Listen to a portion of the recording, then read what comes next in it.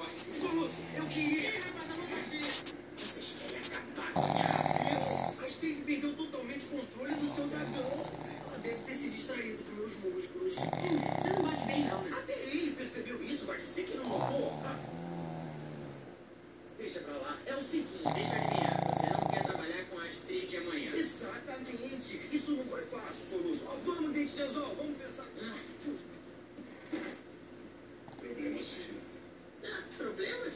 Que problemas? Não. Tá tudo feliz. Tá tudo excelente. É bom saber. Tá tudo indo muito bem, tranquilo. Se você está dizendo, eu digo. Eu digo e afirmo. Ah, tá bom, você venceu. Melequento e a Astrid estão me deixando completamente louco. Eles agem como se fossem dois debiloides. Realmente eu não sei quem é pior, se são eles ou se são os dragões deles. Pelo menos os dragões a gente tranca até que se comportam.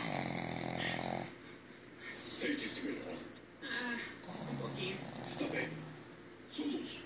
Há 3 maneiras de lidar com vikings que não se dão bem. Eu sou todo ouvidos. Opção 1. Dê um machado a cada um e deixe que briguem. Essa opção me parece meio permanente. Qual é a opção número 2, vai? Dê um mangual a cada um e deixe que briguem até o fim. Eu vou querer saber qual é a opção número 3. Ah,